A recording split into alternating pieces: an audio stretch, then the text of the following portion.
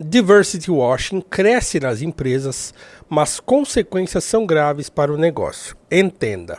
E aí, prática prejudica o engajamento de funcionários, afasta investidores e clientes e pode levar a boicotes. Bom, antes de começar, muito provavelmente isso aí tem a ver com toda aquela pauta ESG, né, que está rolando aí no mundo inteiro. Que tem muitas críticas em torno dessa bandeira ou dessa nova maneira de governança das empresas. Porque, claro, junto com essa bandeira, ou atrelada a essa bandeira, tem todas aquelas pautas woke, daquela cultura de diversidade e tal, que assim, né, tem muitas coisas que são importantes nisso e também tem muita coisa que é exagero retórico e militância.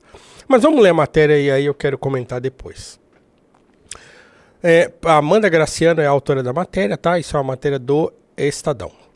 Nos últimos anos, a diversidade e inclusão, DI, se tornaram tópicos centrais nas agendas corporativas, com empresas em todo o mundo se comprometendo com a criação de ambientes de trabalho mais diversos e inclusivos.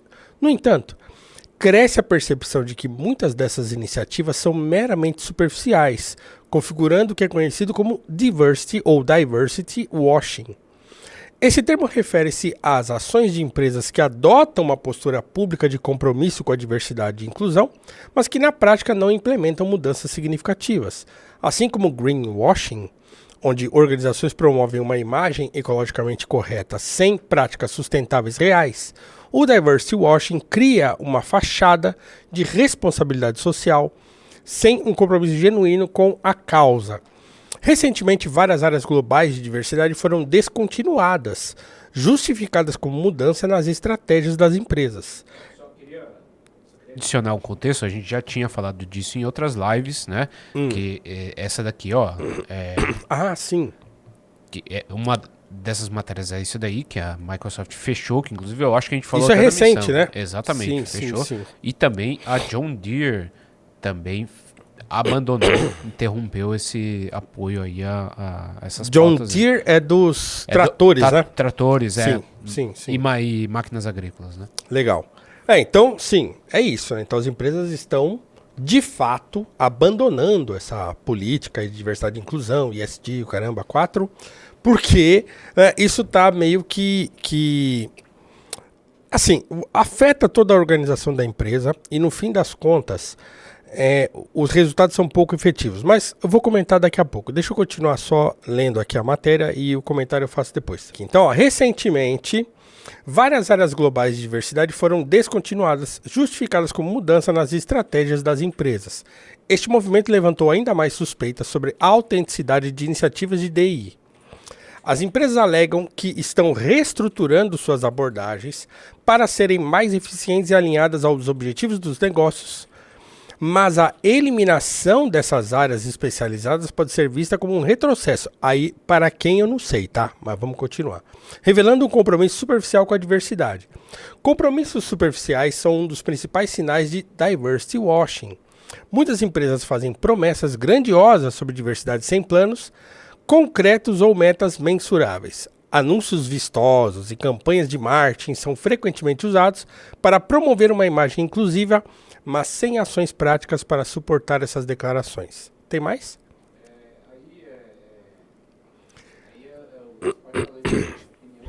Bom, então tá. Então não precisa agora. Bom, vamos lá. Todo esse movimento, né, de diversidade e inclusão e todo esse movimento em torno dessas pautas todas dentro das empresas foi muito incrementadas, né? Não é que não acontecia, mas elas foram muito mais fomentadas a partir do caso do George Floyd, né? Em 2020, um caso que causou lá uma comoção mundial e tal, uma coisa impressionante e tal. Então foi mesmo uma coisa bastante chamativa e que mobilizou grande parte do mundo em torno desse assunto, do tema do racismo, da diversidade, não sei o quê. Então muitas empresas a partir dali começaram a trabalhar no sentido de, pelo menos, anunciar iniciativas de diversidade e inclusão. Eu tenho um amigo muito querido, um amigo que não é um amigo de longa data, mas a gente se conhece há pouco tempo, mas se tornou um amigo querido já, que chama Alexson Fernandes. Eu conversei com ele no meu podcast antigo, do Noir. A gente teve um papo e ele trabalha com isso. Tá? O papo que a gente teve foi bem interessante nesse sentido. Por que eu estou falando dele? Por que eu estou falando isso? Porque essa pauta não é uma pauta desprezível. Tá? Lembrando que, vou dar um exemplo simples. Um exemplo muito simples. Um exemplo que tem a ver comigo, inclusive.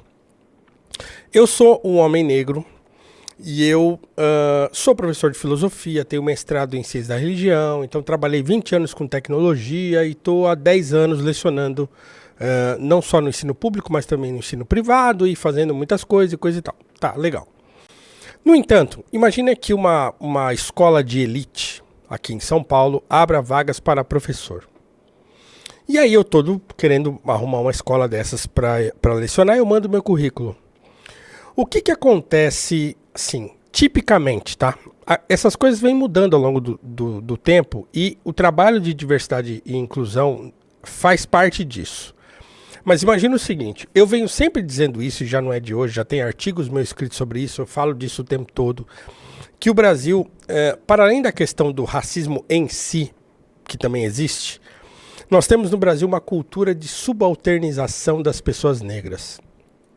Óbvio, isso seria uma coisa, entre aspas, natural pela história do país. Então o Brasil viveu quase 350 anos sob um regime escravista, em que grande parte das pessoas negras eram escravas. Então, aquelas que não eram escravas eram vistas como pessoas subalternas. Um exemplo claro disso é o André Rebouças, eu sempre falo dele também, é o meu ídolo máximo. O Rebouças mesmo passou muito por isso, apesar de ser um engenheiro excepcional, né? Foi um dos maiores engenheiros que o Brasil teve no seu tempo. E ele enfrentou muitos desafios, isso está nos diários dele, tudo, assim, ele fala disso o tempo todo, lá na época, em 1860, por aí, dos enfrentamentos que ele teve por ser um engenheiro empresário negro no Brasil. Porque ele era desacreditado pelas pessoas, tá? Pelos poderosos, por aqueles que tinham dinheiro e tal, pelos governantes e tal. Então, existe, tá, no Brasil essa cultura. Em maior ou menor grau, todo mundo se acostumou a enxergar as pessoas negras em posições subalternas. Porque o Brasil é assim, porque ainda é assim. Você olha nos lugares que você vai, nos restaurantes que você frequenta, nas lanchonetes, nos prédios que você vai, onde você vai, as pessoas que fazem o trabalho mais subalterno, né, o porteiro do prédio, segurança do shopping, o garçom, não sei o quê, essas pessoas são negras, são pretos, são mestiços e tal. Então, o nosso olhar se acostumou a isso, né? Não que essas pessoas não estejam também em outros lugares na sociedade, né? Óbvio que elas estão, mas estão em menor quantidade. Então você, né, a nossa fotografia socioeconômica, ela meio que tem cor mesmo, ela tem a desigualdade, ela tem cor no Brasil. Então a gente se acostumou com isso. Quando uma pessoa, voltando a um caso que eu estou relatando aqui, que é hipotético, mas pode ter sido verdade em algum momento da minha vida e eu não fiquei sabendo. A pessoa fala assim, vou abrir uma vaga aqui na minha escola de elite para contratar um professor. Ela pega um monte de currículos lá na mão, né? Então vamos supor que ela receba, sei lá, 1000 currículos, porque o Brasil é uma loucura, as pessoas estão sempre procurando emprego. Ela pega esses 1000 currículos, ela não vai olhar os 1000 de cabo a rabo, entrevistar 1000 pessoas. Não, ela tem que ir fazendo um corte nas coisas para ela chegar num número de currículos que seja de pessoas que são entrevistáveis, tá? O primeiro corte que ela pode querer fazer, e geralmente fazem isso, é o corte pela universidade. Então ela vai falar, bom, quem aqui desses currículos estudou na USP, que é a Universidade de São Paulo aqui. Então ela vai olhar os currículos, passar rapidinho. Quem for da USP, ela vai separando, né? Por quê? Porque supõe-se que alguém que estudou na USP tem uma melhor formação do que aquele que não estudou, que estudou numa faculdade de bairro, numa universidade menor e tal. Quem aqui estudou na Unicamp, na PUC, no Mackenzie? Então ela separa os currículos dessas universidades de ponta. Nesse primeiro processo, eu já seria eliminado. Por quê? Porque eu sou oriundo de uma faculdade particular, né, que eu mesmo paguei. É uma faculdade que foi da PUC no passado, tal, mas hoje ela não tem tanto prestígio assim e tal. Então, eu seria cortado. E aí, mesmo eu sabendo do meu potencial, do que eu sou capaz de fazer como professor, de ser uma pessoa experiente, eu veria o meu currículo nem ser contemplado num processo seletivo, porque a minha faculdade não é uma faculdade de ponta. Agora, por que não é uma faculdade de ponta? Porque eu estudei a vida inteira em escola pública, porque eu dificilmente poderia passar numa faculdade pública, que é muito difícil o processo seletivo e tal. Sem contar o lance da cota, não estou nem entrando nesse mérito, mas assim, é mais difícil para uma pessoa oriunda da escola pública entrar numa faculdade de ponta. Então, geralmente as pessoas negras se formavam mais tarde, na minha geração, por exemplo, né? Iam estudar depois já de casadas e tal. Então, quer dizer, você já é mais velho, já se formou numa faculdade menor. Então, dificilmente o seu currículo seria contemplado num processo seletivo que exigisse não só experiência, mas uma formação que seja considerada boa, né? É aí que um sistema, um projeto de diversidade e inclusão entra. Então, por exemplo, uma pessoa de RH que tem essa mentalidade, eu nem digo que precisa ter um programa na empresa disso, mas se a empresa tiver tido, sei lá, uma palestra, um treinamento em relação a isso, uma pessoa como meu amigo Alexson foi lá na empresa, lá deu uma palestra lá, conversou com as pessoas e tal, aí a pessoa do RH, ela vai falar, tá bom, então talvez eu tenha que analisar uma outra coisa diferente daquelas que eu estou acostumado, para de repente contemplar outras pessoas, outros saberes. De repente eu não sou um cara formado na USP, mas eu tenho outras qualidades que uma pessoa formada na USP não tem. A depender do trabalho, a minha experiência de vida pode contar, pode ajudar. Então, diversidade e inclusão entra na mentalidade da empresa, na mentalidade da área de recursos humanos da empresa, para ela poder olhar no todo da sociedade ou naqueles candidatos que vão entrar, né, estão pleiteando uma vaga, e ela não olhar só o lugar onde se formou, não olhar só se a pessoa tem intercâmbio ou não. Eu nunca fui para fora do Brasil, eu, Paulo Cruz, nunca fui. Eu nunca fui aqui para o Paraguai, sei lá, nunca fui aqui na Argentina, do lado, nunca fui. Por quê? Porque eu nunca tive dinheiro para ir. É isso, tá? Eu nunca tive dinheiro para sair do Brasil para lugar nenhum. Então, eu entendo bem inglês e tal, assisto coisas em inglês, eu talvez não fale inglês bem, porque nunca tive que conversar em inglês. Mas assim, eu nunca fui para fora do país. Então, qual é a probabilidade de eu ser preterido numa vaga que exija, né, inglês fluente, por exemplo? Às vezes nem vai precisar tanto, mas as pessoas exigem na vaga. O intercâmbio vai contar em favor de uma pessoa, mesmo que ela não tenha a experiência que eu tenho na área, por exemplo, específica, que é a educação. Então, tudo isso vai entrar no escopo de diversidade e inclusão. Tirando essas agendas todas que vão ficando cada vez mais loucas, mas normalmente pensar assim é uma coisa que é boa, inclui mais gente. Né? Você aumenta a possibilidade de você ter pessoas que não são formadas, por exemplo, nessa coisa que todo mundo considera, né, a universidade de ponta, o curso de ponta, que você já vem de uma família, que você teve todo um legado já entregue a você, que você vai chegar na entrevista de emprego ou na hora que você entrega o seu currículo, você já chega na frente. Não só porque você é branco, né? Eu nem falei da questão da cor aqui, tá? Eu só estou falando das desvantagens que existem em relação a uma pessoa que vem oriunda da periferia do Brasil. Nem só de São Paulo, mas do Brasil inteiro. Uma pessoa que sai das periferias, ela tem mais dificuldade de chegar num patamar para disputar uma vaga de ponta com uma pessoa que, né, ganhou o primeiro carro aos 18, fez intercâmbio, estudou na universidade, né, pública porque fez cursinho, que é caro pra caramba, né? Então, não é que esse assunto seja de todo ruim, tá? Ele é importante para você poder incluir outros tipos de pessoas com formações diferentes, com perfis diferentes dentro da sua empresa. E se a sua empresa for diversa, ela melhora. Se você tem uma empresa e você tem na sua empresa uma diversidade de saberes, de olhares, de compreensões do mundo, isso é melhor para tua empresa. É bom você ter lá pessoas negras, você ter mulheres, você ter pessoas LGBT, é bom você ter essas pessoas.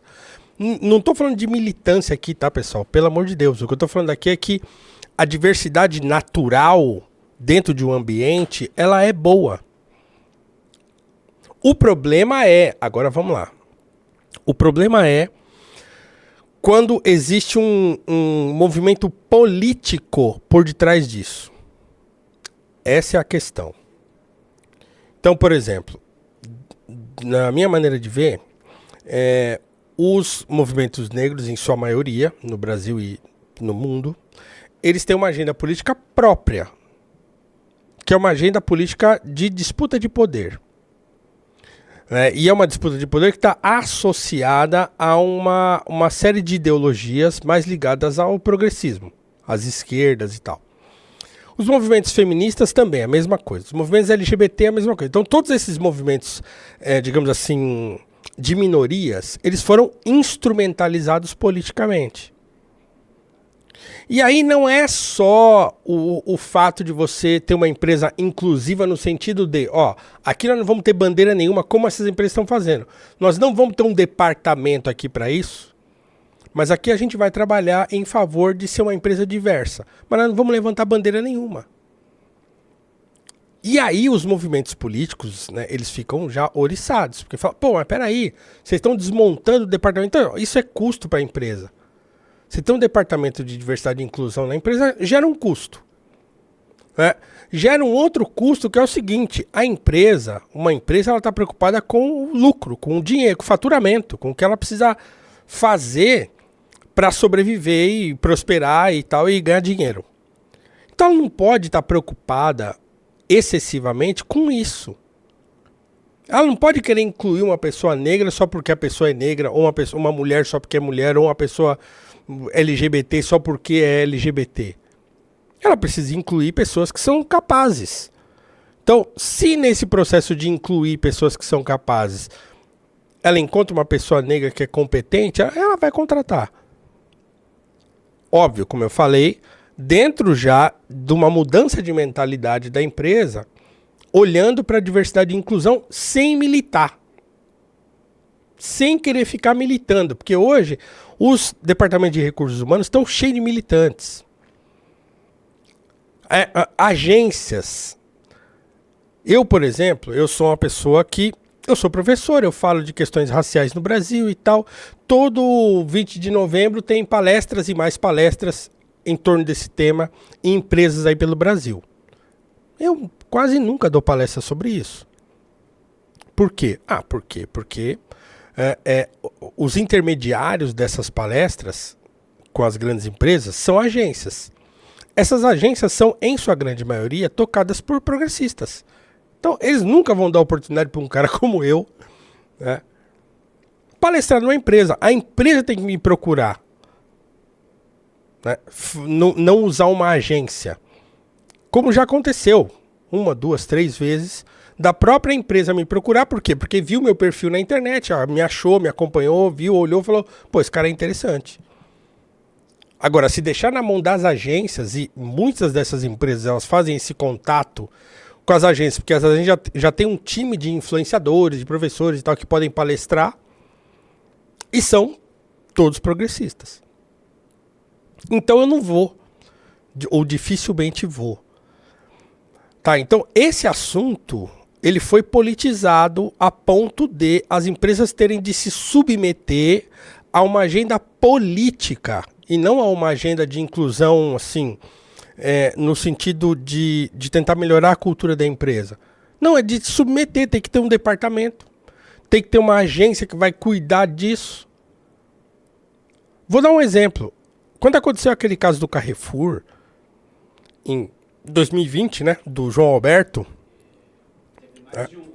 Infelizmente teve mais pois de um, não, né? mas aquele famoso, né, de João Alberto, que foi morto no Carrefour, lá em Porto Alegre, um caso, que repercutiu muito... Eu escrevi sobre isso na Gazeta do Povo, que é o jornal pro qual eu escrevo. Eu gravei um áudio lá falando sobre o caso. Então eu falei disso várias vezes. Né? Naquela semana eu dei um monte de entrevistas e tal. Né? Que é assim, foi um caso complicado no Brasil. Né? Esse aí, né? Homem negro é espancado e morto em supermercado Carrefour em Porto Alegre. Tá? Então assim, veja. Esse caso do Carrefour gerou uma baita de uma repercussão, porque ele veio na esteira do caso do George Floyd. Né? Então também gerou uma baita de uma repercussão, uma baita de uma repercussão negativa para o Carrefour, inclusive, tacaram fogo nas lojas do Carrefour, tem até uma foto emblemática aqui, tinha uma mulher, uma segurança do Carrefour, uma mulher negra apagando fogo que os ativistas negros tocaram dentro do Carrefour. Assim, uma imagem, a contradição, né, numa imagem. Né? Esse caso gerou para o Carrefour um baita de um ônus de ter de tratar desse assunto. O que eles fizeram? Montaram uma equipe de diversidade lá, porque assim, veja, eu escrevi um artigo na época, o Draxis, talvez se você procurar aí você encontra, se você colocar Gazeta do Povo, Paulo Cruz, Carrefour, um negócio assim, talvez venha um artigo que eu escrevi sobre esse assunto. Eu tratei disso porque nesse artigo eu falo, o Carrefour já tinha investido nos últimos anos, antes disso acontecer. Esse é o áudio, mas eu escrevi depois um texto, tá? Acho que foi na mesma semana eu escrevi sobre isso. No dia seguinte, ou seja, esse aí foi um áudio que eu falei, um áudio curto que eu tratei do assunto, para depois eu escrever uma coluna mais detalhada. Mas nesse artigo eu trago que o Carrefour gastou uma grana, já tinha gastado uma grana, milhões, nesse tema de combate ao racismo nas lojas e tal, não sei o que lá. Só que aconteceu, né? Aconteceu com segurança de uma empresa terceirizada e tal. E aí toca ela criar um comitê, né? Um comitê para tratar desse assunto. Só que ao criar esse comitê, o que ela fez? Ela chamou para esse comitê, uma das pessoas que ela chamou, por exemplo, foi o nosso ministro de Direitos Humanos, o Silvio Almeida, que é um dos mais ferrenhos militantes nessa área de racismo estrutural, não sei o quê. É um sujeito que é bem aguerrido nessa militância. Então, assim, é como se você entregasse a chave do cofre pro seu inimigo, pra pessoa que vai te acusar. Então, o Silvio Almeida tava lá acusando o Carrefour, não sei o que, de repente, chamam ele pra perto. O garoto propaganda do Carrefour, por um tempo, não sei se ainda continua, pra tratar desse assunto, foi o Manuel Soares, que é aquele ator da Globo, que depois fez lá o Encontro e tal, que todo mundo sabe que ele é um cara bastante radical, assim, nos seus posicionamentos, lá, aquele que falou lá, que no Vilela, que o Brasil ia se tornar Burkina Faso e não sei o que, ele tem umas opiniões bem assim, né? Então, chamaram esse cara para ser o porta-voz do Carrefour quando o assunto é esse. Aí a pergunta é, mas por que o Carrefour chamou logo essas pessoas, que são as pessoas que atacam o Carrefour? A conclusão é óbvia, e você que está me assistindo já deve ter feito também. Em vez de chamar um cara que vai ajudar a tratar do assunto de verdade, não é melhor você amansar o seu inimigo chamando ele para perto. Então chamou esse pessoal que critica muito o Carrefour, que botaram a culpa toda no Carrefour, para compor ali um time para servir de vitrine para o problema. Certo? Então assim, aí uma empresa fica refém dessas coisas. O que a Microsoft fez, o que a John Deere fez e outras empresas farão, é exatamente falar, gente, nós estamos gastando dinheiro com isso aqui, e isso aqui está atrapalhando o resultado da empresa. Porque a empresa está preocupada com o resultado. Se a gente puder incluir, ótimo, vamos incluir. Se não der para incluir porque não tem gente para ocupar as vagas que a gente precisa a gente não vai incluir. Porque a gente não vai prejudicar o faturamento da empresa, porque tem que contratar, porque a agência está falando, porque a militância está em cima, vão fazer um post lá no Twitter e vão cancelar a empresa. Então isso está, graças ao bom Deus, isso está caindo. As empresas estão deixando de se importar com isso nesse nível, tá? Não estou dizendo que elas não têm que se importar nada, eu já falei, não preciso repetir. É importante se preocupar com isso. Mas o que as empresas estão percebendo é que elas não podem ser submissas a essa agenda política de movimentos políticos que só querem poder, essa agenda woke e tal, eles querem poder. Eles querem ter o domínio das empresas. Para fazer com que as empresas se submetam à pauta deles, à agenda deles. Então, as empresas começarem a resistir a isso, não significa necessariamente o que a moça está falando na matéria, que isso vai ser um prejuízo para a empresa. Não, não vai não. As empresas sabem o que fazem. Principalmente empresas grandes, assim, conceituadas, como a John Deere, como a Microsoft e outras que vão fazer isso. Elas entendem disso aí. Então elas não vão tomar essa decisão assim de supetão. Elas simplesmente chegaram à conclusão que esse negócio não adianta nada. Que ficar batendo nisso aí é gastar dinheiro. No fim você não consegue incluir ninguém. Eu lembro que eu escrevi um artigo também falando daquela coisa do projeto da Magalu para estagiários lá, trainee negro. Também escrevi sobre isso. E nesse artigo eu falo, isso é muito bom para Magalu. Muito bom, porque aí ela fez uma baita de uma propaganda, saiu em todos os jornais, ela ficou passando, né? Posou de uma empresa inclusiva, consciente, a Luísa Trajano ficou toda feliz e tal. Legal, beleza. Mas ninguém sabe o que aconteceu com aqueles que entraram lá. Sem contar que, né, quando eu fui ver o nome daqueles que entraram pra compor o time de estado. É esse aí, ó. Bota na tela aí, Drax, por favor. Trainee no Magalu. Tudo que a empresa quer, nada de que a sociedade precisa. Um artigo de 22/9/2020. Tá? E eu falo nesse artigo que o fato é o seguinte: isso é muito bom pra Magazine Luiza. Muito bom. Agora, aqueles que foram selecionados, você vai ver o perfil. Acho que tinha 1 ou 2 que eram africanos, radicados no Brasil, que já falavam inglês fluente, já tinha uma bela formação. Então, quer dizer, já era uma elite, entre aspas, negra, de jovens negros, que já eram preparados e que talvez conseguissem essa vaga em outro momento qualquer. Mas hoje, a gente não sabe onde eles estão. Pode ser que depois de 2 meses, uma dessas pessoas arrumasse outro emprego e fosse embora, desistisse da vaga, não fosse apta para o cargo. A gente não sabe se essas pessoas foram todas efetivadas lá dentro. Então você não garante. A inclusão, ela não pode ser garantida ad eterno. Mesmo que, sei lá, as 10 pessoas selecionadas tenham ficado na empresa. Quem é que garante que daqui de 6 meses elas vão ser todas mandadas embora porque não produziram o que tinha que produzir? Ninguém sabe. Então essa coisa de inclusão, ela é uma fantasia. A inclusão pela inclusão. Porque você pode incluir um monte de gente e depois tem que demitir, porque a pessoa não mostrou serviço. Então não adianta só incluir. Você tem que incluir com qualidade, com gente capacitada. Ou incluir e treinar as pessoas. Treinar. Eu até falo nesse artigo, por que a Magazine Luiza não investe em educação infantil, por exemplo? Por que não pega as crianças do Fundamental 1 e acompanha essas crianças ao longo da vida? Aí você já vai entregar uma criança, um jovem para a sociedade bem formado. Pega uma escola, pega um lugar, escolhe aí 100 crianças, 200 crianças, fala, nós vamos custear o estudo dessas crianças, a formação delas até elas terminarem a faculdade. Aí vocês vão ver a coisa mudar. Aí é incluir mesmo. Você pega desde pequeno, né? Então é isso. Então, um dos nossos trabalhos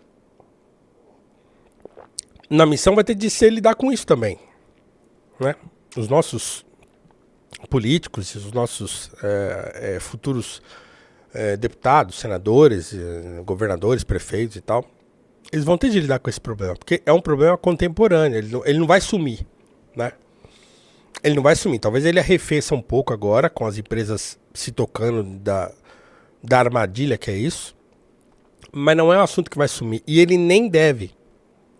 Então, se vocês entenderam tudo que eu falei aqui, vocês devem ter entendido que eu estou dizendo assim, que diversidade e inclusão é um assunto importante, mas que ele deve ser tratado com responsabilidade. A empresa que vai fazer esse trabalho de inclusão e diversidade, ela tem que fazer pensando nas pessoas que ela quer incluir, mas também na saúde da empresa. Então tem que ser uma coisa combinada, meio natural da cultura da empresa, e não forçado, e não obrigar a fazer isso. Não, a cultura da empresa precisa mudar. E mudando a cultura da empresa, você amplia o seu horizonte para fazer contratações. E você abre espaço para pessoas que podem não ter aquela formação que tipicamente era a formação mais adequada para aquela posição, mas ela vai ter outras qualidades que podem se somar a dos seus pares no trabalho, seus colegas, e criar um ambiente muito mais potente através da diversidade.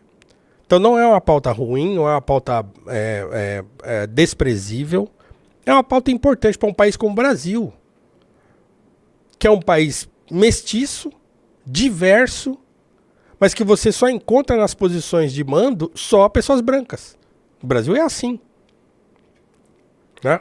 Então, assim, como é que muda isso? A gente muda isso com um projeto de educação, uma mudança cultural, não é impondo isso, mas mudando a imaginação moral da sociedade. Né? Então, esse tem sido o meu trabalho desde antes de eu entrar para a docência, eu já falava sobre isso. Tá? Então, acho que esse é um assunto muito importante, não é de se desprezar, não. Tá? Então é isso, espero que vocês tenham entendido, né, e que vocês tenham assimilado isso, porque dentro da missão isso vai ser um assunto importante também para nós. Nós não vamos fugir de nenhum assunto. Nós não vamos fugir de nenhum assunto. A missão não fugirá de nenhum assunto. Por outro lado, a missão vai ser um partido preocupado com a realidade das coisas, não com fantasia ideológica.